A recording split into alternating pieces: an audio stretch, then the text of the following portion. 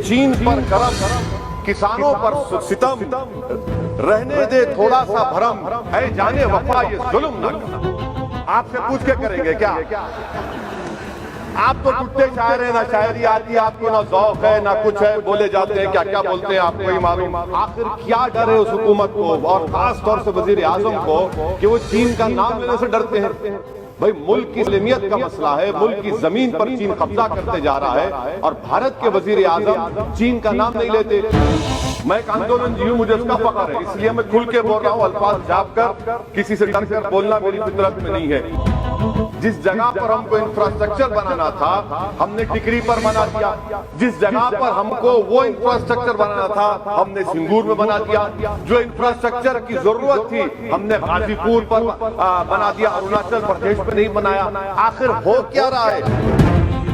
किसान से जो बर्ताव किया जा रहा है वो ऐसा लग रहा है कि वो चीन की फौज बनी हुई है, और जो चीन की फौज से बर्ताव किया जाना था आप किसानों से कर रहे हैं।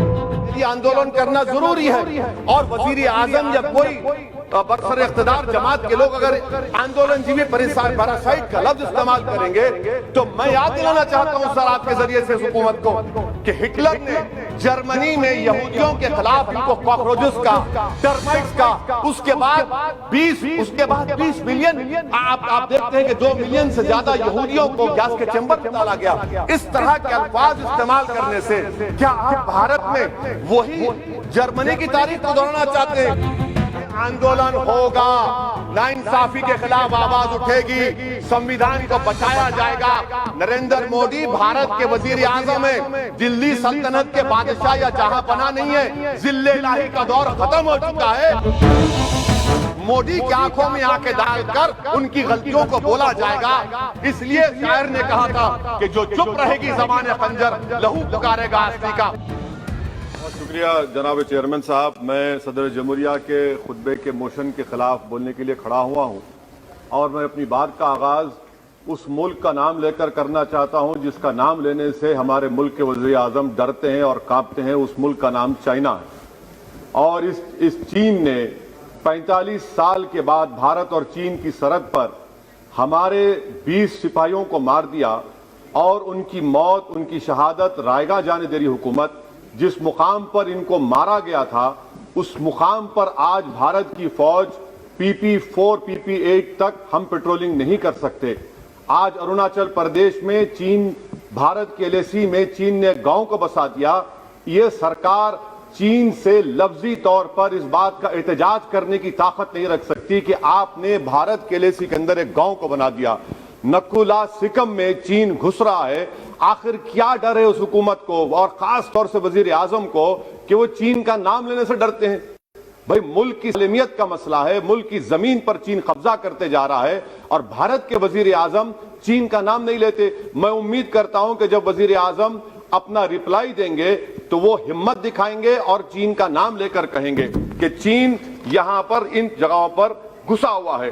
सर, चीन आज भी अपना इंफ्रास्ट्रक्चर बढ़ा रहा है, वहां पर फौज को बढ़ा रहा है। मैं सरकार से जानना चाहता हूं कि जब बर्फ पिघल जाएगी दोबारा चीन हमला करेगा भारत की फौज पर, तो आप इसके लिए क्या तैयारी कर रहे हैं? और सर, मैं ये तकरीर इसलिए भी कर रहा हूं क्योंकि मैं एक आंदोलन जीवी हूं, मुझे इसका फख्र है, इसलिए मैं खुल के बोल रहा हूं। अल्फाज छाप कर, किसी से डर कर बोलना मेरी फितरत में नहीं है। अफसोस तो इस बात का होता है सर कि जिस जगह पर हमको इंफ्रास्ट्रक्चर बनाना था हमने टिकरी पर बना दिया, जिस जगह पर हमको वो इंफ्रास्ट्रक्चर बनाना था हमने सिंगूर में बना दिया, जो इंफ्रास्ट्रक्चर की जरूरत थी हमने गाजीपुर पर बना दिया, अरुणाचल प्रदेश में नहीं बनाया। आखिर हो क्या रहा है? क्या किसान से जो बर्ताव किया जा रहा है वो ऐसा लग रहा है कि वो चीन की फौज बनी हुई है, और जो चीन की फौज से बर्ताव किया जाना था आप किसानों से कर रहे हैं? तो मैं इस हुकूमत से जानना चाहता हूं कि इंफ्रास्ट्रक्चर और ये किसानों से क्यों जुल्म किया जा रहा है? सर, यहां पर ये तीनों कानून को लेना पड़ेगा वापिस आपको, आपकी अना को थोड़ा मिटाना पड़ेगा और तीनों कानून को वापस लेना पड़ेगा। सर, यहां पर मेरे को साहिर लुधियानवी का एक शेर याद आ रहा है। मैं साहिर लुधियानवी के साथ माजरत के साथ उस शेर में तरमीम करके कहना चाहूंगा कि जो मौजूदा हालात पर के साहिर लुधियानवी का शेर को थोड़ा तब्दील करके कि चीन पर करम, किसानों पर सितम, रहने दे थोड़ा सा भरम, ऐ जाने वफा ये जुल्म ना कर, ये साहिर लुधियानी ने कहा था। हाँ, आपसे पूछ के करेंगे क्या? आप तो टुट्टे शायर हैं, ना शायरी आती आपको, ना ज़ौक़ है, ना कुछ है, बोले जाते हैं क्या क्या बोलते हैं आपको ही मालूम। बहरहाल सर, ये जो किसानों का कानून है इसमें क्या काला है? काला इसमें यह है कि इस हाउस को एग्रीकल्चर स्टेट सब्जेक्ट है, और कहां लिखा है संविधान में? एंट्री 14, एंट्री 28, शेड्यूल 7 में। और ये फेडरलिज्म के खिलाफ है। केशवानंदा भारती खास तौर पर कहता है कि फेडरलिज्म बेसिक स्ट्रक्चर है, तो ये सबसे बड़ा काला है। और सर, ये पूरा किसानों के एजिटेशन से क्या बात मालूम हुई कि सरकार को इस लोकसभा की अजमत, इसकी खूबसूरती की कोई इनके पास हैसियत नहीं है। सरकार इस ऐवान से डरती नहीं है। सरकार किससे डरती है? जब लोग रोड पर निकल कर आते हैं तो मोदी जी की नींद हराम हो जाती है। तो वही आप पैगाम दे रहे हैं कि लोग रोड पर निकले तो सरकार कहती है कि हम 1.5 साल तक कानून को मुलतवी कर देंगे।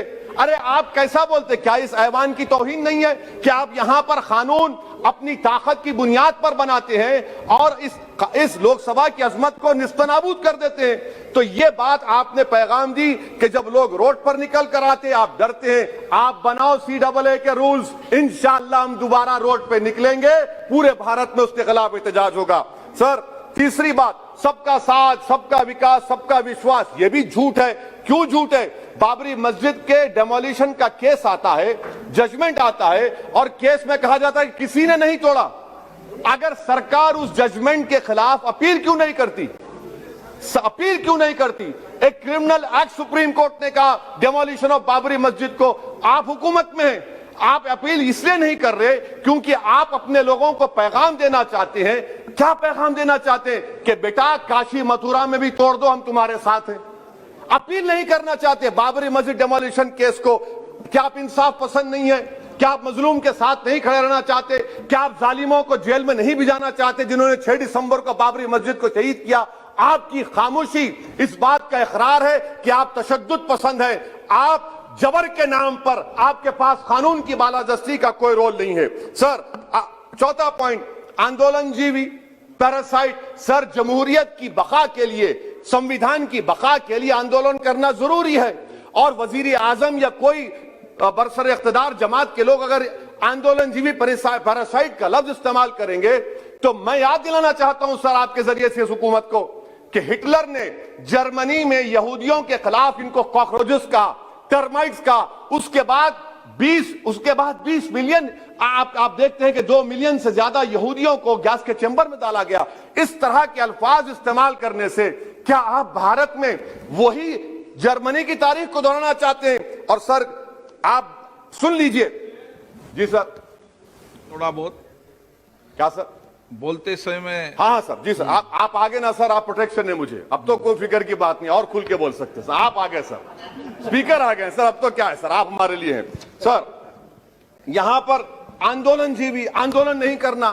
अरे किसी शायर ने अच्छा कहा था कि जिसमें ना हो इनकलाब, मौत है वो जिंदगी, रूह वम की हयात, कश्मकश है इनकलाब। सर, अब फॉरेन पॉलिसी पे आ जाइए। किसी ईना मीना डीका ने ट्वीट किया, आपने परेशान हो गए। ईना मीना डीका ने ट्वीट किया, आप खड़े हो गए। अरे कौन सी फॉरेन पॉलिसी है आपकी? भारत के अतराफ में जितने पड़ोसी हैं, चीन हमला किया, कौन सा एक पड़ोसी है जो चीन के खिलाफ बोलता है? बताइए। कोई नहीं बोलता, मुंह नहीं खोलता। श्रीलंका में आप पोर्ट बना रहे हैं, किसके साथ? जापान के साथ। किसको काम मिल रहा था? आपके नूरे नजर को, आपके नूरे नजर को, आपके चहीते नूरे नजर को। श्रीलंका ने कहा हम भारत को नहीं बनाने देंगे टर्मिनल पोर्ट यहां पर। आप बताइए फॉरेन पॉलिसी। सर, नेपाल का वजीर आजम कहता है कि भारत से ताल्लुकात उस वक्त तक बहाल नहीं होंगे जब तक कि भारत नेपाल की जमीन वापस नहीं करता। कहां सो रहे हैं सर आप? पड़ोस में कोई हमारा दोस्त नहीं है। चीन बांग्लादेश से कोविड की बात करता है, अफगानिस्तान से अमेरिका छोड़कर जा रहा है। क्या आपके पास कोई पॉलिसी है गनी हुकूमत को सपोर्ट करने की? आपके पास कोई पॉलिसी नहीं है। अच्छा सर, FDI का मतलब अब समझाता हूं मैं। FDI का मतलब यह है कि 5 फरवरी को ब्रैड शर्मन जो अमेरिका के रिप्रेजेंटेटिव, उनके पास भारत के अमेरिका के सफीर गए, तो ब्रैड शर्मन ने ट्वीट कर कहा कि भारत सरकार को इंटरनेट खोलना चाहिए, भारत सरकार को पीसफुल प्रोटेस्ट करना चाहिए। कौन होता है ब्रैड शर्मन जो भारत को सिखाए? ये एफडीआई है। और भारत सरकार का डिप्लोमेट एम्बेसडर बैठकर उनका लेक्चर सुनता है, और उसके बाद क्या होता है, 3 दिन के बाद आप कश्मीर में इंटरनेट खोल देते हैं। ये आप एफडीआई कर रहे हैं, हम नहीं कर रहे हैं। अच्छा, बात कश्मीर की आई, कौन है इम्तियाज, कौन है अबरार, कौन है इब्रार? इनको शोपियान में एनकाउंटर पर मार दिया गया, प्रूव हो गया। और ब्रिगेडियर आरा सेक्टर का जिसने इनको टेररिस्ट कहकर मारा, उसको अवार्ड देते हैं आप। सर, इन मरने वाले कश्मीरियों के लिए कौन रोएगा? क्या वजीर आजम रोएंगे? क्या वजीर आजम रोएंगे? क्या कोई रोएगा? अच्छा सर, एक और बात सर, एक और बात, हाँ एक और बात आई कि शादी के घर में गुस्सा होता है। अरे ये कौन सी शादी की बारात है कि 18 लाख करोड़ टैक्स मिलता है और 36 लाख करोड़ ये सरकार खर्चती है? क्या शादी कर रहे हैं आप? वाह वाह, माने वाकई में आपकी इकोनॉमिक पॉलिसी को सलाम कि 18 लाख करोड़ टैक्स में मिलते हैं, 36 लाख आप लोग शादी में खर्चते हैं। मुबारक हो आपको, बड़ी शानदार घर है ये शादी का। अच्छा सर, दिल्ली का लॉ एंड ऑर्डर, 1 साल में 3 बड़े दंगे हो गए, एडवोकेट्स पुलिस, उसके बाद CAA का राइट हुए 50 से ज्यादा, उसमें लोग मारे गए, 20 से ज्यादा मसाजिद को नुकसान जला दिया गया। 26 जनवरी, सर क्या ये सरकार जिम्मेदार नहीं है? 2 मिनट सर, क्या ये सरकार जिम्मेदार नहीं है? आपकी सरकार है, आपका होम मिनिस्टर, आप रोक नहीं पा रहे। आपकी कमजोरी और आपकी नादानी की वजह से, आप में दूरअंदेशी नहीं है, आप उसको अलाउ कर रहे हैं। और फैजान के कातिल कौन है? क्यों नहीं पकड़ा फैजान के कातिल को आपने अब तक? जिन बच्चों को रोड पर मारा जा रहा था, जनगण मन बोला जा रहा था, एक तरफ तब तक नहीं पकड़े आप। अच्छा सर, आखिर में मैं आपको याद दिलाना चाहता हूं कि इसमें एस्पिरेशनल डिस्ट्रिक्ट्स 11 में से 20 बैकवर्ड डिस्ट्रिक्ट्स नीति आयोग के सीमांचल मुस्लिम डोमिनेटेड है सर। सीमांचल में कटिहार, पूर्णिया, अररिया है सर। पूर्णिया का एयरपोर्ट, सिविल टर्मिनल का काम क्यों नहीं होता सर? अब आ जाइए सर माइनॉरिटीज पर।